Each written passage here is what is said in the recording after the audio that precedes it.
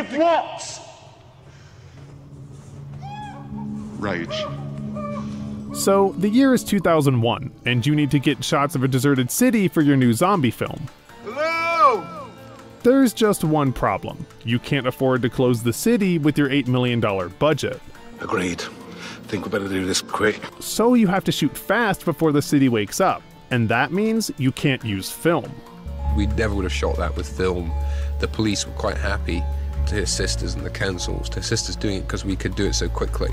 We could be ready to shoot in literally minutes. And the reason that was possible was by doing something that was still revolutionary for the time. They shot it on digital cameras. See, while digital cameras are commonplace on nearly every Hollywood set today, that wasn't always the case. It was the first widely distributed feature film that had used that technology. That was director DannyBoyle discussing the impact that digital cameras had on his film 28 Days Later. And while you might think this is a hindrance he adopted out of necessity, it actually became crucial for the tone of the film. Quiet! There's an infected. While most horror films, and zombie films for that matter, are filmed on traditional cameras with standardized blocking and movements, Boyle wanted something different for 28 Days Later. He wanted it to feel gritty and real. I think when you want something like this to feel really real, you know, it's an appropriate medium to use.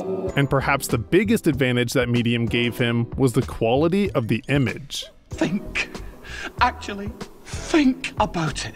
Too high for a homemade film, but too poor for a feature film, the appearance resembled that of a live TV broadcast, desaturating the colors and making it feel more visceral. Even establishing shots remained still, as though we're getting the perspective of existing cameras within the city. We're surrounded in this city by cameras. They're everywhere, and they're all these DV cameras, or types of them, and they're recording our every motion all the time. And to capitalize on this live broadcast aesthetic, he adapted a sort of guerrilla handheld style of shooting, blending the precision and omnipotence of traditional filming with the run-and-gun format of found footage films. Kinetically shot and on very cheap cameras. Once you use them, they free you up. You can then go anywhere with them in a way. It felt like the right technology to use for the story. And the technology was further expanded upon by cinematographer Anthony Dodd Mantle's decision to shoot with a 90-degree shutter, giving the film almost no motion blur.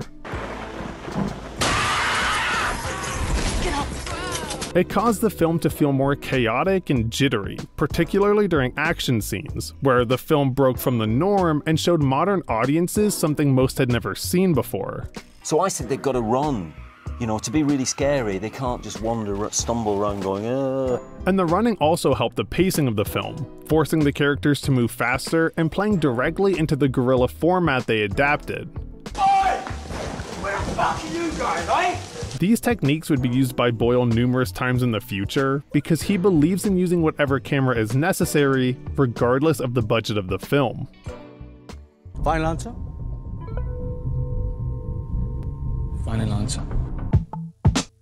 When Boyle began filming his Oscar-winning film Slumdog Millionaire, he found himself facing a dilemma: how to capture the movement and the liveliness of the Dharavi slum.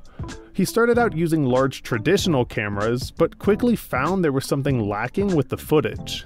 We started off using classical kind of film cameras, and I didn't like it. I thought it was too static. You start to look at it a bit like that, and I didn't want to do that. I wanted it to feel really involved in the city. I didn't want to be looking at it, examining it. I wanted to be thrown right in there as much as possible. So similar to his experience on 28 Days Later, he decided to ditch the heavier and more advanced cameras and instead utilize smaller SI2K cameras with a simple gimbal mount. This not only took attention off the crew for crowd shots, but helped him capture the energy of the opening chase scene. You can run around with those and you can dodge around those tiny little narrow alleys.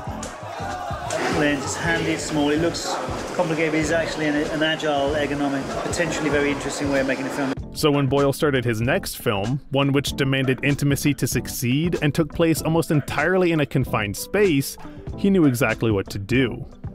You use the techniques that you've learned in cinema and with digital cameras, which were used on Slumdog Millionaire and on 28 Days Later. The intimacy those cameras allow you to do is perfect for this place where he's so trapped. Help! And in the case of 127 Hours, it allowed them to seamlessly transition to the appropriate handycam footage of the time. Rock on. Fast forward to the present, and the 28 Days franchise is making news again for using the iPhone 15 Pro Max as its principal camera. And unlike Olive from 2011 or Tangerine from 2015, 28 Years Later has a budget of over $100 million. But similar to Slumdog Millionaire or 127 Hours, Boyle has always been willing to shoot on non-cinema cameras if it serves the story. You're discovering it as you make the film, rather than thinking, I know exactly how this should be, and setting off like that, yeah. Would 28 Days Later have looked great on film or high-end digital? Absolutely.